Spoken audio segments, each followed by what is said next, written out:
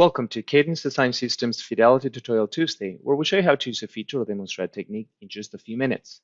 In this video, we're going to describe the examine probe functionality in Fidelity Pointwise. I have in front of you an instance of our latest release of Fidelity Pointwise, and I have uploaded one of our tutorial meshes. Let's go ahead and investigate this examine probe functionality. So I'm going to select my block, go to examine, and for example, I'm going to choose the maximum included angle. In this particular video, I would like to talk to you about this probe functionality that you have in here. So click on it to expand the appropriate frame. You can see that there is a single checkbox in here that says Show Interactive Probe. Let's see what this can do. In order to visualize this functionality, let's enable a cutting plane, in this case in the X direction. So I'm going to go ahead and uncheck the Show Interactive Probe option first. And I'm going to zoom in close to my cutting plane, and you can see I can move my mouse pointer around and nothing is going to happen. Nothing can be selected. So let's go ahead and enable the probe now. And as you can see, when I move my mouse pointer, there's a probe that is going to be rendered in that magenta color in there. And in particular, let's assume I'm interested in this particular cell right here. So if I select it and move away, the rendering of that particular cell is going to change slightly. You can see those broken white lines in there.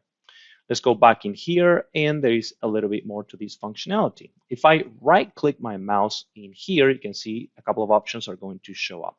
The first one is Show Cell Data. So I'm going to go ahead and click on this one, and you can see that in the Messages window, you're going to have a lot of information printed out that are concerning to this particular cell that we are probing. The name of the block this cell belongs to, the index of that particular cell in that block, the algorithm that was used to generate it, in this case, Lonnie, all the vertices that actually make up that cell. You can see these are actually links. So if you put your mouse pointer in here and you look at the display window, there are going to be small yellow squares that are going to show up at the location of each one of these points.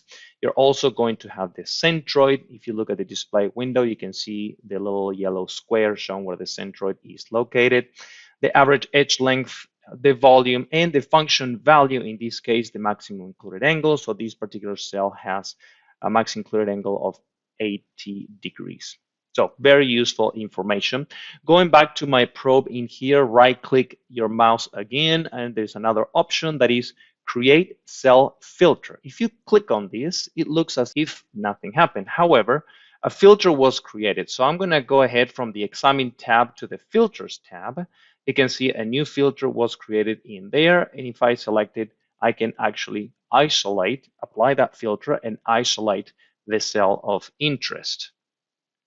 Let me go ahead and delete that one for now. I want to show you one more thing before wrapping up this video. Let's go to the Examine tab again, select a different function. In particular, I want to select one of the vertex-centered functions that we have in here. For example, I can choose the vertex center volume. In this case, the function is going to be computed. We do have this option, Show Interactive Probe, checked on, and let's see what happens. When you actually put your mouse pointer on your cutting plane over the cells, you can see that an odd shape shows up.